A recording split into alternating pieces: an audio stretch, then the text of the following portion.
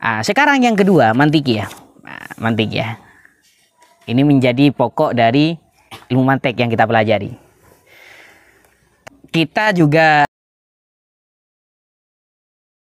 sumbernya dari filsafat Yunani. Makanya kalau di sini wadahnya mantik ya Aristoteles, Hakimul Yunan. Makanya di awal-awal ada pembagian tentang hukumnya belajar filsafat, hukumnya belajar mantik itu terjadi perbedaan pendapat. Wal khulfu fi jawazil istighali bihi ala thalathatin aqwali. Ada 3 aqwal. Fabnus Sholahi wan Nawawi harrama. Imam Ibnu Shalah, Imam Nawawi itu mengharamkan. Wa qala qaumun yang bagi ayu ulama. Sebagian ulama, satu kaum ulama diantaranya Imam Al-Ghazali itu yang bagi itu di sana bermakna fardu kifayah. Satunya mengatakan haram, satunya mengatakan fardu kifayah. Tapi yang masyhur wal qaulatul masyhuratus shahihah jawazuhu likamalil qarihah. Tapi ada juga yang mengatakan jaiz bagi orang yang memang sudah sesuai. Tapi ini perbedaan pendapat itu terjadi kalau kita belajar mantek yang memang masih bercampur baur dengan filsafat. Karena memang mantek itu awalnya dari filsafat. Makanya di sini di antara bagian ilmu para filsuf itu adalah mantikiyah. Karena memang itu awalnya dari para falasifah Yunani. Hukumnya belajar mantik kayak itu terjadi perbedaan ulama pendapat. Kalau ilmu mantik yang memang murni kayak yang kita pelajari itu ilmu mantik yang sudah disaring, tidak bercampur dengan syubhat-syubhat falasifah, maka itu tidak ada perbedaan ulama untuk mempelajarinya. Boleh semua, bahkan dianjurkan. Amal mantikiyah tu anapun tining mantikiyah. Fala yata'allaku maka ta akaidan penapa mantikiyat minha dari fala yata'allaku maka ta akaidan minha dari mantikiyat syai'un penapa situng-situng bidini kalaban agama nafian ara-ara ngenafiaki wa itsbatan ban netepaki. Mantikiyah itu tidak berkaitan dengan agama sama sekali, baik bentuknya nafi ataupun itsbat. Baik bentuknya nafi ataupun itsbat. Nafi ya berarti menafikan, negatif, wa itsbatan ya positif. Bal hiya an-nadharu fi turukil adillatih wal maqayisi. Bal bali hiya dining mantikiyat an-nadharu panika kermiker berpikir fi turukil adillati dalam banyak-banyak jalan ada banyak-banyak dalil wal maqayisih dan banyak-banyak kias. Mantik itu ya bukan sesuatu bagian agama, enggak. Tidak ada kaitannya dengan agama baik secara nafi atau itsbat, tapi mantik itu adalah cara berpikir dengan menggunakan dalil dan beberapa kias. Wasyuruti muqaddimatil burhani dan banyak-banyak syaratah banyak-banyak muqaddimanah burhan.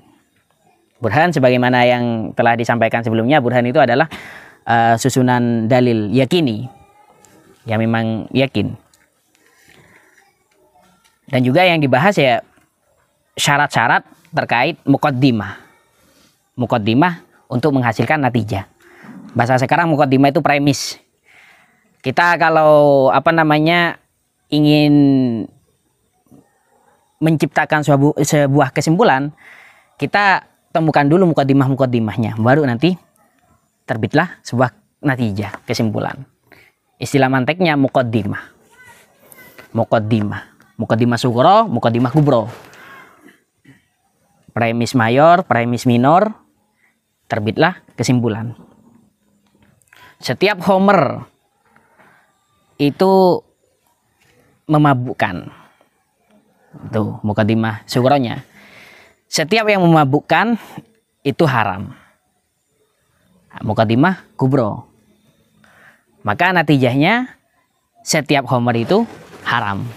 Nah, itu kullu khamrin haramun, itu natijahnya. Dari dari mukadimah tersebut.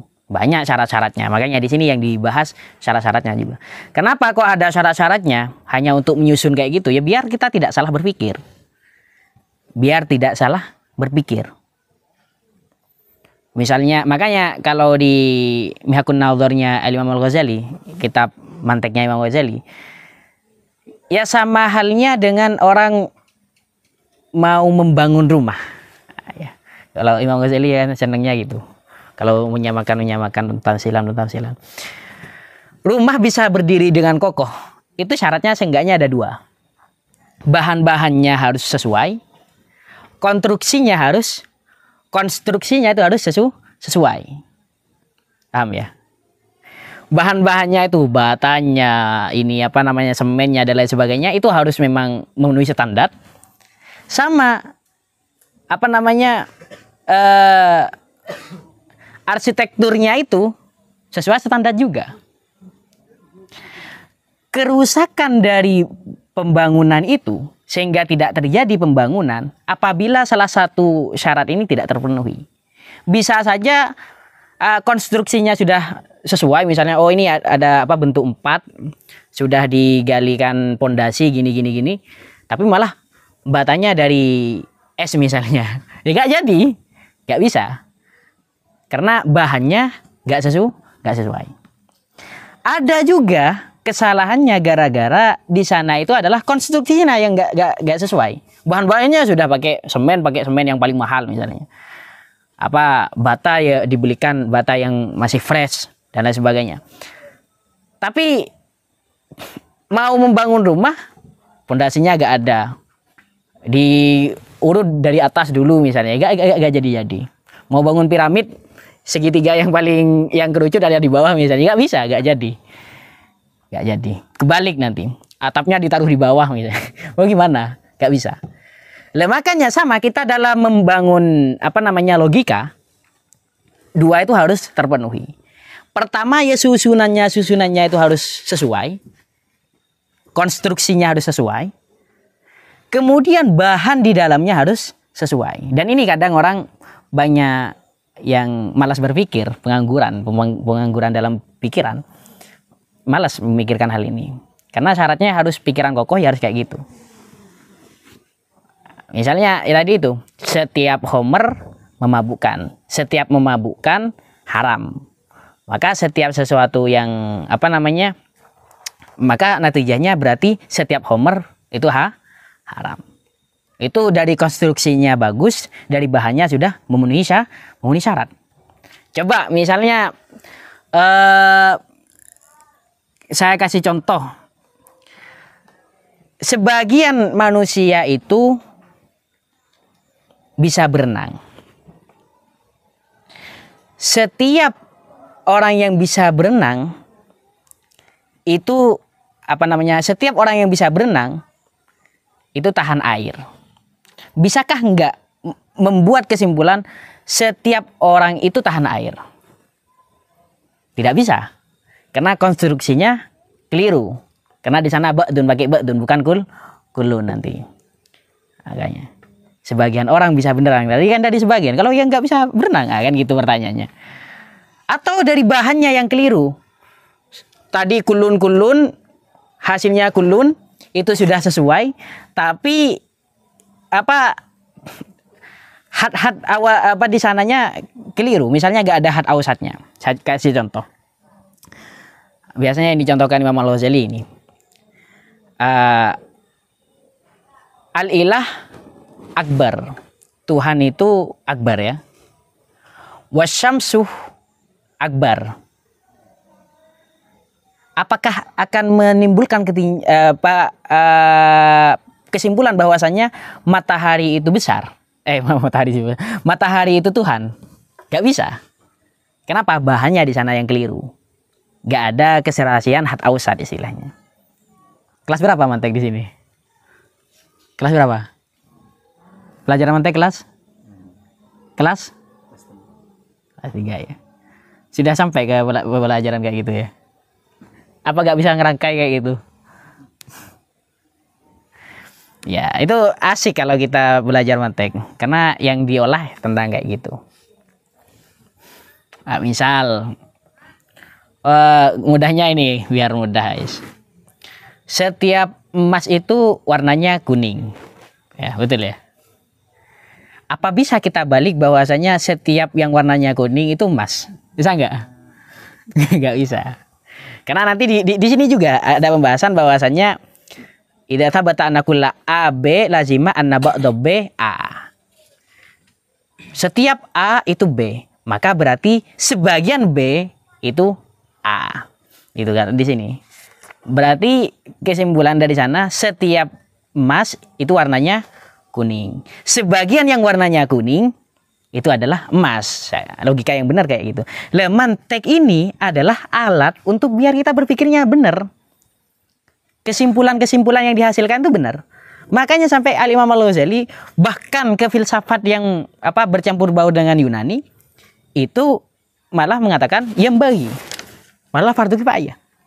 Bahkan Imam Al-Ghazali mengatakan man la ma'rifata lahu bil mantek la yuthaq bi ilmi. Orang yang tidak tidak mengetahui tentang mantek, ilmunya tidak bisa dipercaya. Karena dia tidak bisa mendeteksi kesalahan-kesalahan yang ada di dalam dirinya. Ilmu sebanyak apapun dia gak punya alat mendeteksinya, ya gak bisa dipercaya. Misalnya numpuk uang banyak. Kalau gak bisa dijamin uangnya itu asli semua, ini ngapain? Untuk apa gitu lah. Bebanyain itu gak bisa. Itu makanya penting sebenarnya mantek itu. Bahkan saya memang punya cita-cita membuat metode mudah memahami mantek. Karena asik sih mantek itu. Bal hiya an-nadharu fi turukil adillah wal maqayis. Bal balik hiya tining mantikiyat an-nadharu panika. Mikir fi turukil adillati dalam banyak-banyak jalan, banyak-banyak dalil wal maqayisi ban banyak-banyak kias wa syurutil muqaddimati ban banyak-banyak wa syurutil muqaddimatil burhani ban banyak-banyak syaratah muqaddimana banyak-banyak premisnya burhan. Wa kaifiyati tarkibiha ban carana nyoson muqaddimat wa syurutil hadis sahihi ban banyak-banyak syaratah had sahih. Tadi itu kan saya yang diantara yang saya contohkan kenapa bahwasanya setiap ilah itu akbar dan setiap syams itu akbar, tapi tidak menunjukkan dalil bahwasanya syams itu adalah ilah. Karena kesalahan di had di sana. Had awsatnya tidak ada keserasian. Antara akbar yang pertama dengan akbar yang kedua itu gak serasi. Beda makna. Kan had nanti ada had asghar, ada had akbar, ada had awsat. Had awsat itu jembatan penghubungnya. Setiap homer itu memabukkan. Setiap yang memabukkan itu adalah haram. Had awsatnya mana? Memabukkan. Memabukkannya had awsatnya. Maka memabukkan yang pertama dengan memabukkan yang kedua itu harus serasi. Setiap homer itu memabukkan, setiap yang memabukkan itu haram. Nah, baru dapat kesimpulan bahwasanya setiap homer itu haram. Saya contohkan misalnya ada artis namanya Syukur misalnya. Artisnya tampan. Anggaplah di Indonesia itu yang nomor 1. Lalu di sini ada namanya Syukur. Lalu bikin muqaddimah, rangkaian mantek kayak gini. Syukur itu tampan. Setiap yang tampan itu disukai banyak orang.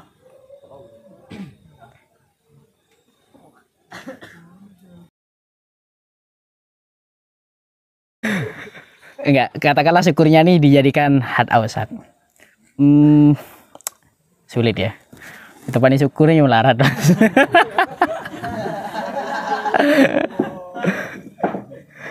Annal ilmah, cek saungguna ilmu. Imma tasawur wasabilu ma'rifatihi al-haddu wasabilu ma'rifatihi tining celenah ngaoningi tasawur al-haddu panika definisi wa imma tasdikun ban imma tasdik Wasabilu ma'rifatihi al-burhanu. Sering saya ulang-ulang, ada tasawur, ada burhan. Itu bagian dari ilmu. Nah, ya. Ada tasawur, ada burhan, gimana sih? Ada tasawur, ada tasdik. Ilmu itu nanti ada yang tasawur, ada yang tasdik. Apa sih sebenarnya ilmu? Apa ilmu itu? Ilmu itu adalah idrok. Mengetahui. Kita harus tahu idrok itu apa. Idrok itu adalah kita mengetahui dengan utuh kepada perasaan syukur itu tampan. Padahal saya nggak tahu ke syukur misalnya. Nah, itu adalah syuur. Tapi kalau tahu betul itu namanya idrok. Nah, idrok berarti itu ilmu. Ilmu itu ada dua. Ada yang tasawur, ada yang tasdik. Tasawur itu adalah mengetahui. Mufrad itu adalah sesuatu yang sama sekali tidak ada kaitannya. Bangku, ya mufrad ini. Bukan susunan katanya mufrad, enggak. Atau meskipun ada namanya Abdullah misalnya, ya enggak, itu mufrad satu gitu lah, satu orang. Nah, tidak ada kaitannya secara hukman. Maksudnya secara hukman bagaimana? Nah, misalnya bangku ini dengan sifat keras. Itu berarti menisbatkan antara satu mufrad dengan mufrad yang lain. Nah, itu adalah tasdik, di sana tasdik. Cara memperolehnya beda-beda. Kalau tasawur itu sabilu ma'rifatihinya adalah al-haddu, definisi. Sedangkan kalau tasdik sabilu ma'rifatihinya itu adalah al-burhan. Beda-beda ya. Jadi kita mengetahui bangku, ya kita harus mengetahui apa itu bangku. Definisi bangku. Kalau mau ditanya alat yang digunakan untuk menaruh dan lain sebagainya itu adalah definisi. Atau bahkan meskipun nggak bisa didefinisikan, biasanya dikatakan qaulus syarih atau qaulul mu'arrif. Makanya dikatakan ta'rif. Ta'rif itu dengan had. Itu ya, ta'rif. Nah, untuk mengatakan bahwasannya syukur tampan, ini syukur tampan itu apa? Syukur. Mufrad yang kedua tampan. Maka berarti untuk mengetahui mufrad-mufrad itu harus mengetahui hadnya masing-masing. Syukur itu siapa? Kayak apa syukur itu? Ah, itu harus tahu. Pertama. Sedangkan kalau tampan kita harus tahu tampan itu apa. Misalnya relatif nggak bisa nanti mengatakan syukur itu tampan gitu loh. Nah itu yang apa namanya, dua mufrad tadi itu membutuhkan kepada burhan. Burhan itu ya dalilnya itu membutuhkan kepada burhan. Kalau di apa namanya di Sulam Nawaroknya itu idraku mufradin tasawuran ulim wadarku nisbatin bitasdikin wusim. Wa qaddimil awwali indal wad'i li annahu muqaddamun bitab'i wan nadhari mahtabi qaulin syarihin faltabtahil. Untuk sampai ke tasawur itu yud'a bi qauli syarih. Istilahnya pakai qauli syarih. Qauli syarih itu qaulil mu'arrif, ta'rif, had tadi kalau istilah di sini. Harus untuk sampai kepada tasawur ya kita harus membutuhkan kepada penjelasan terhadap hal tersebut. Saya di sini misalnya mau menerangkan tentang astronot. Kalian saya mau menerangkan di sini misalnya tentang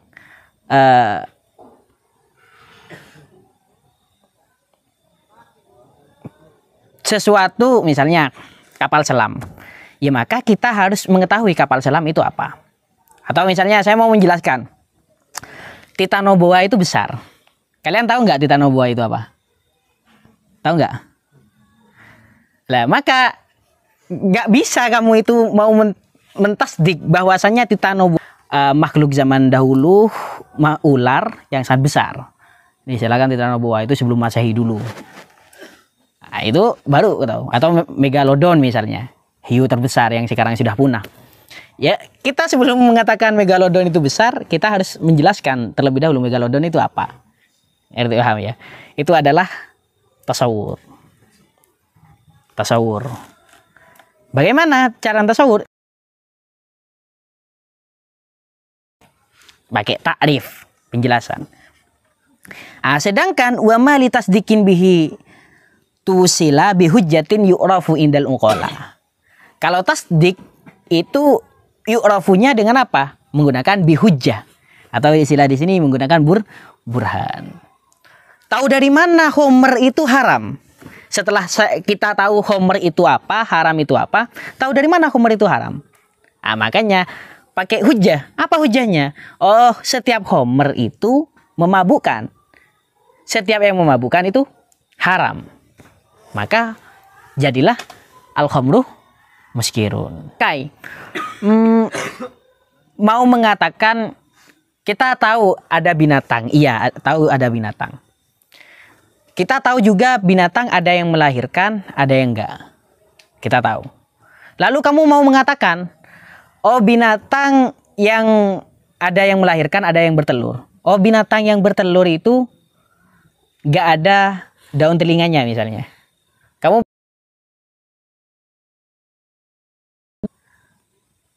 apa yang bertelur misalnya? Cicak. Pernah lihat telinganya cicak? Ular misalnya. Pernah lihat nggak? Itu lalu kamu mau menisbatkan, kamu tahu daun telinga, tahu kan tentunya. Tahu hewan bertelur dan juga beranak tahu.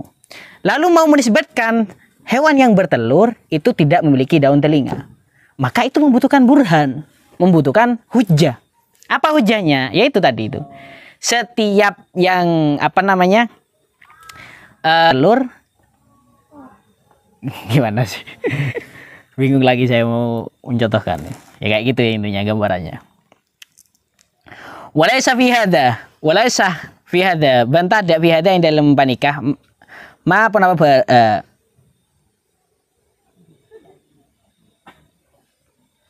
walaysa bantah ada fi hadza yang dalam panikah ma barang yang bagi bali huwa tining hada min jinsi ma dzakarahu min jinsi ma panikah dari jenis sebarang dzakara senutur penapa mahu senutur huda kama al mutakallimunah paserah banyak-banyak mutakallimun wa ahlun nadhari ban ahli berpikir fil adilati dalam banyak-banyak dalil.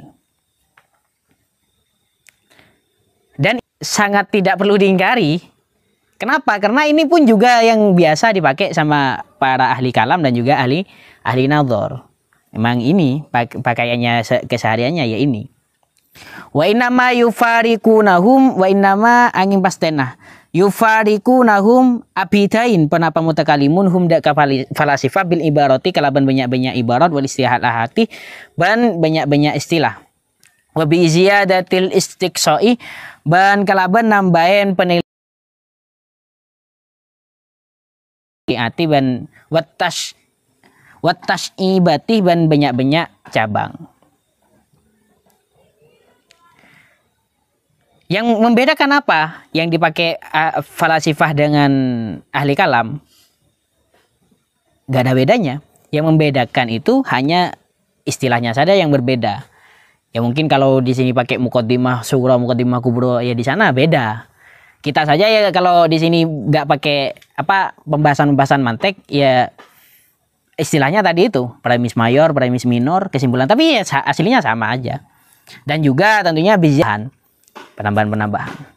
Dan juga penyaringan-penyaringan. Makanya sampai ada terjadi selisih hukum terkait ada penafsilan terkait belajar mantek. Kalau mantek yang tidak sudah disaring, maka itu nggak ada ikhtilaf ulama. Sedangkan mantek yang belum disaring, itu ada 3 pendapat. Contohnya, wa mithalu kalamihim fima qauluhum. Wa mithalu kalamihim tining contohna dabuna falasifah, pendapat falasifah fiha ing dalam mantikiyat.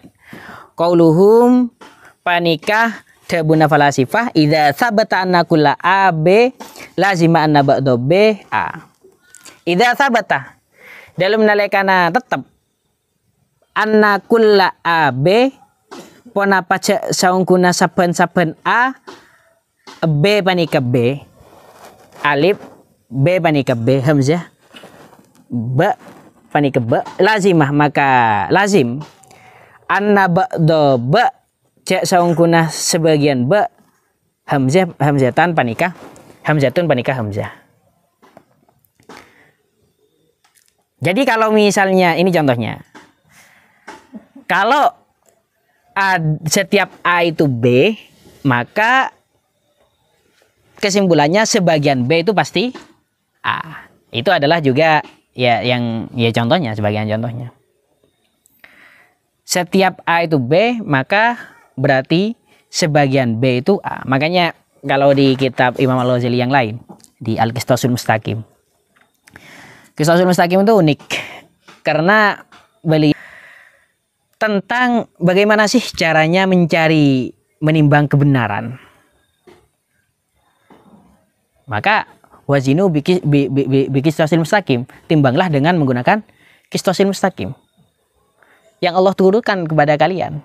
Allah sebenarnya sudah menurunkan timbangan kebenaran berupa al-qistasul mustaqim. Oh, mana ada, di mana ada timbangan di Al-Qur'an itu. Nah, oleh beliau diambil perdebatan beberapa perdebatan para rasul dengan dengan cerita-cerita yang ada di Al-Qur'an. Misalnya cerita tentang perdebatan Nabi Ibrahim dengan Namrud. Siapa Tuhan itu? Tuhan itu yang bisa menghidupkan dan juga mematikan.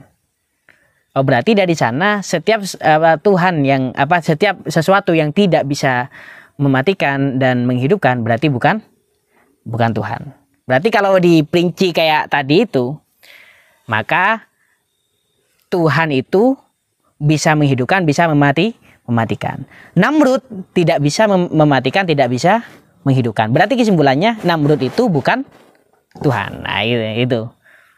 Lalu karena kayak model percakapan kalau di Qistasul Mustaqim. Lah itu kan memang spesifik contohnya kepada cerita Nabi Ibrahim dengan Namrud. Untuk kehidupan kita keseharian gimana? Bisa nggak pakai itu? Dikasih tahu oleh Imam Ghazali. Coba kamu pikir dengan tenang. Kalau ada timbangan beras, bisa nggak dibuat untuk timbangan gandum? Apa? Untuk mengukur berat enggaknya. Tadi itu, jadi kalau ada timbangan emas misalnya, mau dibuat timbangan perak bisa nggak? Bisa. Tadi itu juga ada timbangannya, bukan hanya kasus spesifik tentang Namrud itu bukan Tuhan, enggak. Bisa dibuat juga untuk hal yang lain. Tinggal ganti aja emasnya diubah jadi perak. Susunannya kayak gitu, gitu. Misalnya ya banyak yang dicontohkan di sana Al-Imam Ghazali. Makanya kalau Imam Ghazali kalau di Qistasul Mustaqim siapa wadiknya di sana? Bukan kayak di sini Aristo Hakimul Yunan, tapi langsung Allah Ghazali itu. Sama tipis kayak gini kitabnya, kayak mungkin ini. Ai tegesah idza tabatah inalaikan tetap anna kulla insanin penapah saungkuna saban-saban insan hayawanun panika hewan lazima anna ba'dul hayawani insanun lazim maka lazim anna ba'dul hayawani cak saungkuna sebagian hewan insanun panika insan. Nah, ini kalau diperjelas setiap manusia itu hewan. Berarti semua hewan itu manusia ya enggak? Ya enggak. Karena hewan itu apa ya? Makanya kalau di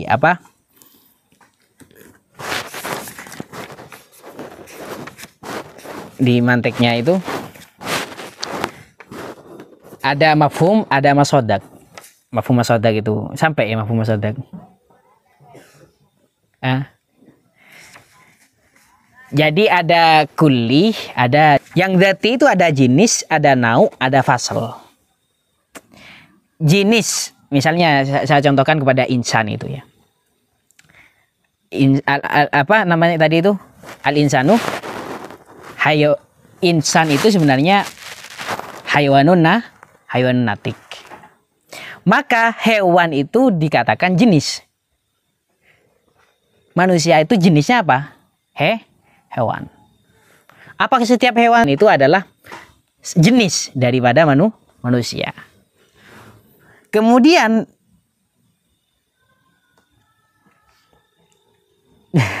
gimana? Ngerti nggak kalian sih? Ada fasal. Fasal itu yang membedakan antara hewan yang satu dengan hewan yang lain. Manusia haywanun natik. Hewan yang berkesadaran, istilah sekarang kan. Hewan yang bisa berbicara. Itu yang membedakan antara hewan yang berupa insan dengan bekor misalnya, dengan gonam dan lain sebagainya. Itu yang membedakan. Sedangkan nau itu adalah insannya itu sendiri. Jadi insan itu istilahnya nau, macam. Kenapa kok dikatakan nau? Karena di bawahnya itu ada afrod-afrodnya nanti. Ada zaid, ada syukur, ada siapa? Naunya ini adalah insan. Insan itu bagian dari jenis hewan. Yang membedakan antara insan dengan yang lain, dengan bekor dan lain sebagainya, itu adalah fasal. Aslinya kalau kita belajar mantek, asalkan kuat satu malam, tapi ya diringkas. Daripada kita belajar sepatah-sepatah, itu Anggun langsung belajar banyak langsung. Struktur dari awal sampai akhir. Ini di sini terserah siapa aja. Nanti ada yang merangkum mantek, itu bagus sebagai bekal nanti digunakan kepada konsekuensi dari kuliah mujabah tan akisuh panika dadi kebalik. Kenapa mujabah kuliah mujabatan juz'iyatan dak ke mujabah juz'iyah. Jadi kalau ada mujabah kuliah, kalau dibalik nanti jadinya mujabah juz'iyah. Mujabah juz'iyah. Wa yu ta'alukin ban tining penapa hubungna lihada panika bi muhimmatid dini kalaban banyak misina agama hatta yujhada sampai ingkare penapa hada wayung karu ban ing tegese ingkare penapa hada.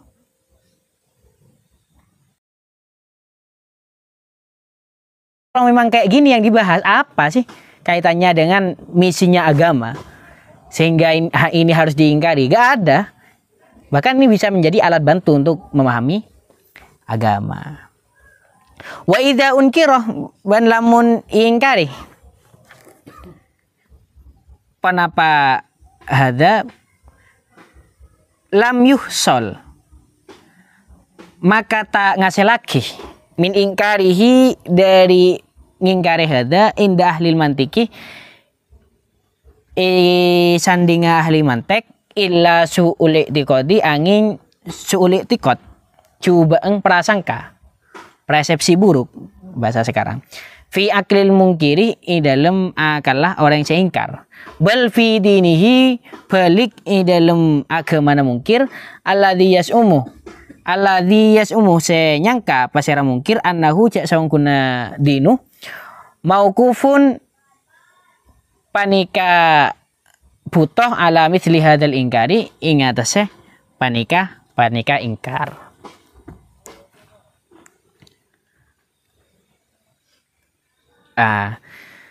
Kalau kita mengingkari kepada ilmu yang seperti ini gara-gara ini adalah dari falasifah yang mana mereka banyak yang kafir misal.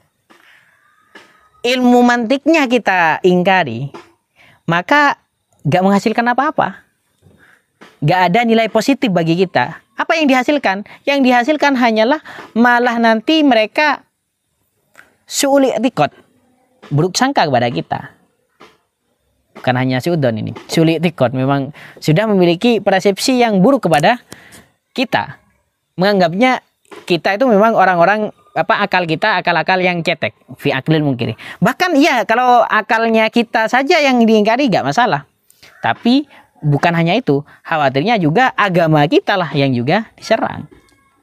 Yang dianggap bahwasanya agama kita memang untuk mengingkari ilmu yang semacam ini, ilmu logika yang semacam ini. Padahal gak ada kaitannya sama sekali dengan agama seharusnya. Dan gak perlu juga diingkari. Naam, engki. Lahum panika tetap ikan di mantikiyun. Naun tining nau macam minat zulmi dari zolim. Fi hadal ilmi dalam panika ilmu. Ya, kata Imam Al-Ghazali. Memang betul ada sebagian falasifah dia itu ahli mantek. Falasifah yang memang bergelut dalam logika. Ada kedoliman di sana.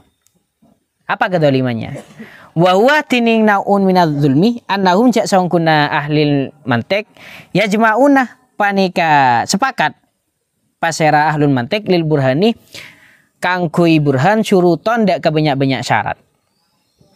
Yuk lamu saya kawaningi annaha panapa sangkuna syarat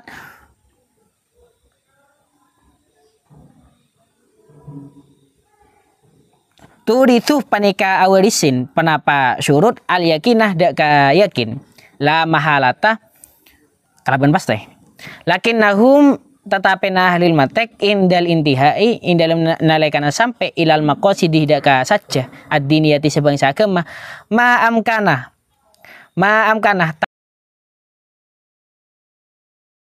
tek ma amkana tak aku ngangakin hum dak ka ahli mantek al wafa'u penapa memenuhi bitil kasyuruti kelaban kadisa syarat bal tasahaluna balik lalai pasera ahli mantek goya tatasahuli kelaban puncang kelalaian. Iya memang benar dalam sejarah filsafat mereka para ahli mantek Yunani di sana itu ada kedoliman kata Imam Al-Ghazali. Kedolimannya di mana? Kedolimannya dia itu sebenarnya sepakat untuk menghasilkan natijah-natijah yang benar ada syarat-syaratnya ini. Ya tadi sebagian saya sepil tadi itu kan. Saya kasih tahu sebagiannya kayak gini ada syarat-syaratnya. Tapi mereka saat membahas tentang ketuhanan, saat membahas tentang ilmu keagamaan, syarat-syarat itu dilanggar sendiri. Sampai mencapai kepada kekafiran, maksudnya tidak mempercayai Tuhan. Ya, para dahriyun, tobiiyun, mereka ya ahli mantek juga, tapi manteknya untuk hal-hal selain ketuhanan dia pakai sesuai syarat, sesuai kriteria yang mereka sebutkan, dan tentunya itu akan menghasilkan natijah yang benar. Tapi saat berpikir tentang ketuhanan, syarat-syarat itu dilanggar semua. Makanya sampai dia memiliki pandangan-pandangan kafir. Itu kecacatan sejarah dalam mantek, kata Imam Al-Ghazali di sini. Warubama yanzuruh yanzuru ningaleh pasera fil mantiki ing dalam mantek aidon kelawan boleh man pasera orang yastahsinuhu sing anggap bagus pasera man huda kemantek wa yarahu ban ningali pasiraman huda kemantek wadihan kelaban jelas fayadunnu maka nyangka pasiraman annama cek saungguna barang yun qalu se inukil anhum dari ahli mantek minal kufriyati setengah dari banyak-banyak kekafiran muayyadatun panikah ikwataki bimithlitil kalbarahini kalaban sepadana kadisa burhan banyak-banyak burhan. Iya, mirip-mirip dengan afatnya yang Riyadian.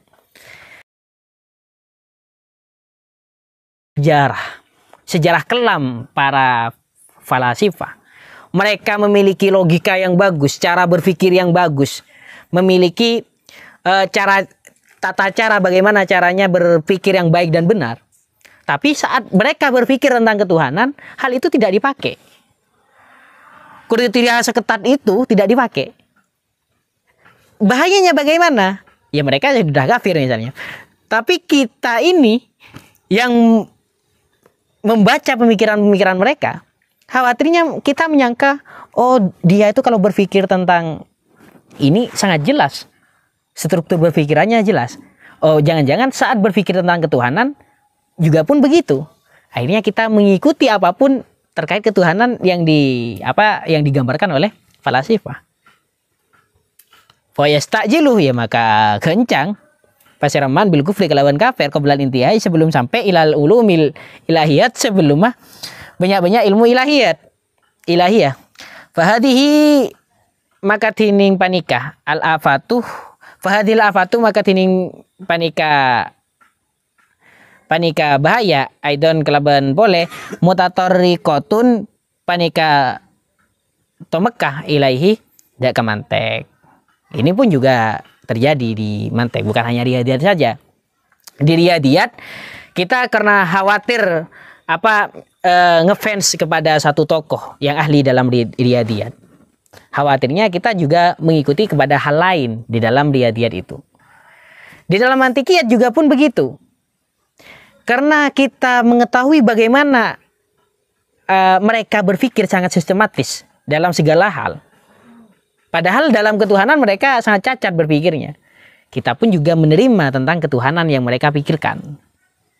Maka ya fayastajilul bil kufr, sebelum sampai kepada ilahiyat. Naudzubillahi min dzalik. Wa amma tabiyatuh, wis yang dina gelu, ini tabiyat berarti pembagian filsafat yang ketiga.